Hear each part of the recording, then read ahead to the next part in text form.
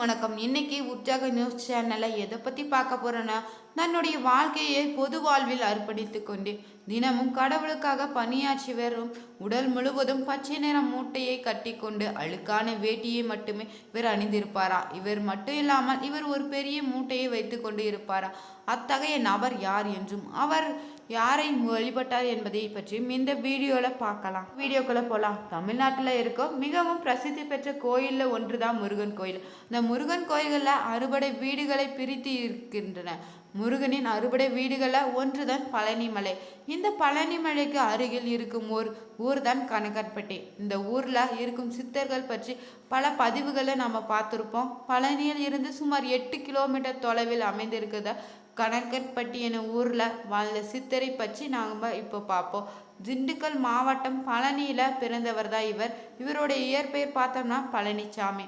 தன்னுடைய வாழ்க்கையை பொது வாழ்வில் அர்ப்பணித்து கொண்டு இவர் தினமும் கடவுளுக்காக பணியாற்றியிருக்காரு. இவருடைய உடல் முழுவதும் பச்சை நிற கொண்ட சட்டையும் அழுக்கான வேட்டியும் மட்டுமே அணிந்திருப்பாரா? அது மட்டும் இல்லாமல் இவர் ஒரு பெரிய மூட்டையை வைத்து கொண்டு இருப்பாரா? அதனை எங்கு சென்றாலும் தூக்கி கொண்டேதான் செல்வாரா? அந்த மூட்டையை யாராலும் தொட வந்தால் மிகவும் கோபமாக கத்தி அவர்களை விரட்டி விடுவாரா? கடவுளின் அனுகிரகத்தினால் பல்வேறு வகையான அற்புதங்களை நிகழ்த்தி பிறகு ஜீவ சமாதியும் அடைந்து விட்டாராம். பழனியிலிருந்து திண்டுக்கல் செல்லும் மாநில நெடுஞ்சாலையில் பழனியில் இருந்து சுமார் 10 கிலோமீட்டர் தூரத்தில் அமைந்துள்ளது. கடல் மட்டத்திலிருந்து 503 மீட்டர் உயரத்தில் உள்ளது. கனகன்பட்டி சித்தரை பார்த்தோம்னா எந்த நேரமும் பரட்டை தலையுடனும் அதற்கு மேல் ஒரு துண்டை வைத்து தலப்பா கட்டி இருப்பாரா? இவர் பழனியில் இருக்கும் அனைத்து கோவில்களும் சுற்றி வருவாரா? ஆரம்பத்தில் இவரை கண்ட ஊர் பொதுமக்களும் அனைவரும் இவர் ஒரு பைத்தியன் என கல்லால் அடித்து விரட்டியிருக்காங்க. இவர் அழுக்கு மூட்டையை கையில் வைத்து சுற்றி வருவதால் இவரை பழனி சுற்று வட்டார பொதுமக்கள் அனைவரும் இவரை மூட்டை சுவாமின்னு அழைச்சிருக்காங்க. பழனியில் 2 பெரிய மலைகள் இருக்குதா. அதில் ஒன்று பழனி முருகன் கோயில், மற்ற ஒன்று இடுமன் கோயில்னு சொல்லுவாங்க. இவர் அந்த இடுமன் கோயில தான் பல வருடங்கள் வாழ்ந்து இருக்கிறாரு. பிறகு பழனி மலைக்கு அருகில் இருக்கும் கனகன்பட்டி என்ற ஊர்ல சுற்றி வந்திருக்காரு. அப்பொழுது ஒரு நாள் மரத்தடியில அமர்ந்திருந்த பொழுது அந்த வழியே சென்ற கார் ஒன்றை வழிமறைத்திருக்காங்க. அந்த காரின் உள்ளே வெளிநாட்டிலிருந்து வந்த தம்பதிகள் தன்னுடைய மகனுக்கு வாய் பேச முடியாமல் இருந்ததால் அவர்கள் பழனிமலை முருகனை தரிசனம் செய்ய சென்று கொண்டிருந்தாங்களாம். அவர்களை கனகன்பட்டி சித்தர் காரில் இருந்து இறங்க சொன்னாராம். அந்த தம்பதியர்களுக்கு என்ன செய்வது என்று தெரியாமல் இருந்தாங்க. பிறகு காரில் இருந்து இறங்கி வந்த பெண்மணி இடம் கனகன்பட்டி சித்தர் எதிரில் இருக்கும் கடையில போய் ஒரு பிரியாணி வாங்கிட்டு வா என்று கூறியிருக்காங்க.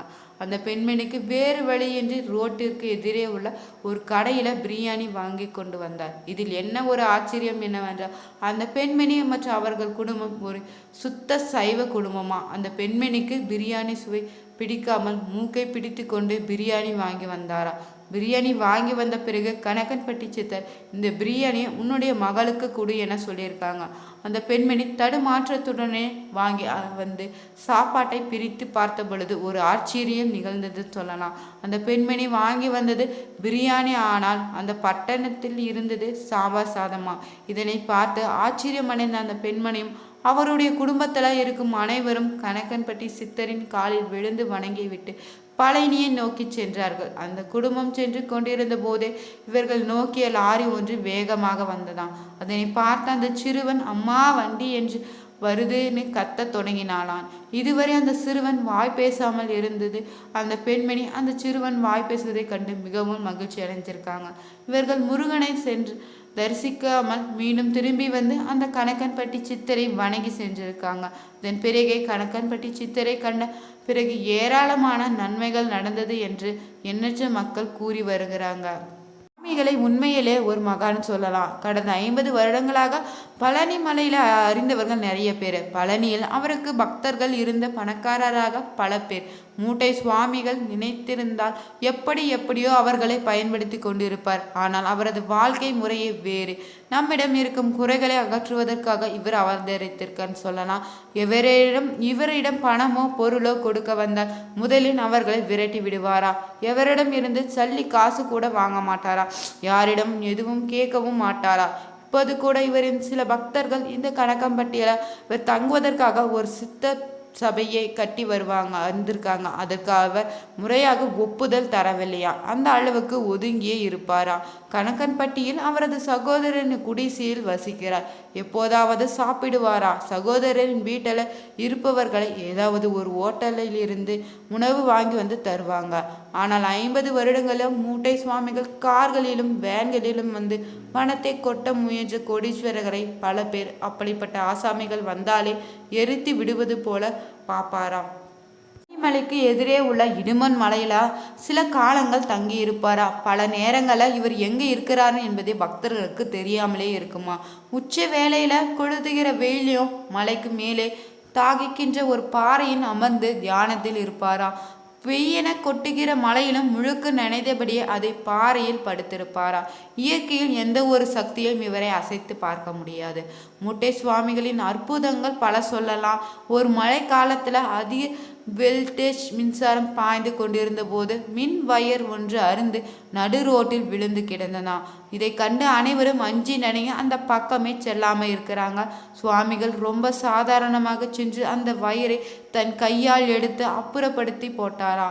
சுவாமிகள் தியானத்தில் ஒரு முறை பேச்சு கிடந்தபோது பதறி போன சேலத்து பக்தர்கள் ஒருவர் இவரை கொண்டு போய் ஆஸ்பத்திரியில் சேர்த்து விட்டு போயிருக்காங்க. அங்கு சுவாமிகளை பரிசோதித்து பார்த்த மருத்துவர்களும் மூச்சே இல்லை என்று இறந்து விட்டார்னு சொல்லியிருக்காங்க. ரிப்போர்ட் எழுதி இவரை மாச்சரியிலே வச்சிருக்காங்க. அடுத்த சில மணி நேரங்களில் சுவாமிகள் பழனியில் ஒரு மலையில தவத்தில் இருந்தாராம். மாச்சுவரியின் சுவாமிகள் இருந்த அறையை திறந்து பார்த்த ஆசாமிக்கு அதிர்ச்சி. அங்கே இவர் இல்லையா. பழனி கல்லூரியில வேலை பார்த்து வந்த பேராசிரியர் ஒருவரும் இன்ன தேதியில இறக்கப் போகிறார் என்பதை முன்கூட்டியே சொல்லியிருக்கிறாரா. எந்த ஞான திருஷ்டி மூலம் சுவாமிகள் சொன்னாரோ தெரியல. முழுவதும் மிகவும் பிரசித்தி பெற்ற ஒரு ஆலயமாக இருப்பது தான் கணக்கன்பட்டி சித்தரோட ஜீவ சமாதி. பழனி என்றாலே நம் நினைவுக்கு வருவது அறுபடை வீடுகளின் ஒன்றான முருகனின் மிகப்பெரிய ஆலயம்தான். ஆனால் தற்போது அது மட்டுமல்லாம கணக்கன்பட்டி சித்தரின் ஜீவ சமாதியும் பார்க்க மக்கள் நிரந்தோறும் படையெடுத்து வராங்க.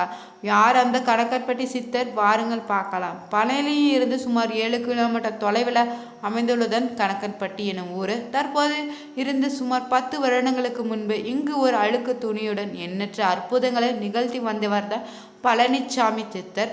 பொது வாழ்வில் நாட்டம் கொண்ட இவருக்கு என் நேரமும் முருகப்பெருமான் மற்றும் அவருடைய பெருமைகளை கூறும் கதைகளையே அனைவரிடமும் கூறியும் அனுதினமும் கடவுளுக்கு பணியாற்றி வந்திருக்கிறாரு. பச்சை நிறம் கொண்ட உடைகளை மட்டுமே விரிந்து வணங்கும் பழக்கம் உடையவர் இவரே. அவருடைய கையில் ஒரு அழுக்கு மூட்டையை எப்போதும் சுமந்து கொண்டே திரிவானா. இவரை பைத்தியம் என்று எண்ணற்றோர் கல் எடுத்து அடிச்சு இருக்கிறாங்க. கணக்கன்பட்டி மூட்டை சுவாமிகளை வரலாறு பார்த்தோம்னா திண்டுக்கல் மாவட்டம் பழனியிலிருந்து சுமார் 8 கிலோமீட்டர் தொலைவில் கணக்கன்பட்டி என ஊர் அமைஞ்சிருக்கு. தெற்கு இருந்து சரியாக 3 அல்லது 4 கிலோமீட்டர் அமைந்து உள்ளது சித்தரனுடைய ஜீவ சமாதி. ஆரம்பத்தில் சித்திரை காண ஒரு சில பக்தர்கள் மட்டுமே அங்கு வந்து கொண்டிருந்தாங்க. அவர்களின் வேண்டுதல் அனைத்தும் நிறைவேறவே அவரின் புகழ் நாடு முழுவதும் பரவ தொடங்கி தற்போது ஒரு நாளைக்கு கிட்டத்தட்ட 50,000க்கும் மேற்பட்ட பக்தர்கள் வந்து தரிசிக்கக்கூடிய ஒரு மிகப்பெரிய சக்தி வாய்ந்த சித்தர்களின் ஆலயமாக கணக்கன்பட்டி சித்தர் ஜீவ சமாதி அமைஞ்சிருக்கு. என் நேரமும் ஆளுக்கு நிறைந்த சட்டை மற்றும் குளிக்காத உருவத்தை கொண்டவர் தான் பழனிச்சாமி மூட்டை சுவாமிகள். பச்சை நிற அழுக்கு மூட்டு சட்டை மற்றும் அதற்கு நிறைந்த ஒரு மூட்டையை வைத்து கொண்டு பழனி முதல் கணக்கன்பட்டி வரை சுற்றி இருக்கிறாரு. வாழ்ந்த காலத்தில் பல்வேறு நபர்கள் இவர் பைத்தியம் என்றும் மேலும் சிலரோ இவர் சித்தரின் அவதாரம் வேண்டுதலை நிறைவேற்றும் கடவுள் என்று அவரை வணங்கியிருக்காங்க.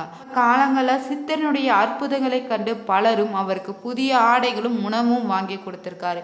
இதனை விரும்பாத சித்தரும் அவர்களை அடித்து துரத்த ஆரம்பிச்சிருக்காங்க. சித்தரினுடைய ஆலயத்திற்கு சென்றாலே ஒரு விதமான புதிய உணர்வுடன் கூடிய அதிர்வலைகள் ஏற்படுவதை நம்மால் உணர முடியும். ஒரு முறை ஒரு நபர் தன் மனதில் ஒன்று நினைத்து கொண்டு சித்தர் இருக்கும் இடம் வழியாக எதற்கு நடந்து சென்று கொண்டிருந்தாராம். அப்போது அவரிடம் சித்தரின் கிழக்கு போய் வடக்கு போய் என்று தெரிவித்துள்ளனர். இவர் ஏதோ சொல்கிறார் என்று அதனை கண்டு கொள்ளாமலும் சென்ற அந்த நபர் அடுத்த நாளே எதர்ச்சியாக அவருடைய ஊரிலிருந்து கிழக்கு பக்கமாக சென்று பின்னர் வடக்கு பக்கம் உள்ள ஊருக்கு சென்று உள்ளாராம். அப்போது அங்கு ஒரு இடம் வாங்கி உள்ளாரா. தற்போது அந்த இடத்துல அவருடைய வாழ்க்கை மிகவும் செல்வம் நிறைந்த வளர்ச்சி பெற்று செல்வதாக மாறியிருக்கா. சித்தரின் வார்த்தைகளை உணர்ந்த அவர் உடனே சித்தரை வந்து பார்வையிட்டு ஆசையும் பெற்று சென்றிருக்காங்க. வீடியோ உங்களுக்கு பிடிச்சிருந்தா லைக் பண்ணுங்க, ஷேர் பண்ணுங்க, கமெண்ட் பண்ணுங்க. மறக்காம உற்சாக நியூஸ் சேனல் சப்ஸ்கிரைப் பண்ணிக்கோங்க. Thank you viewers.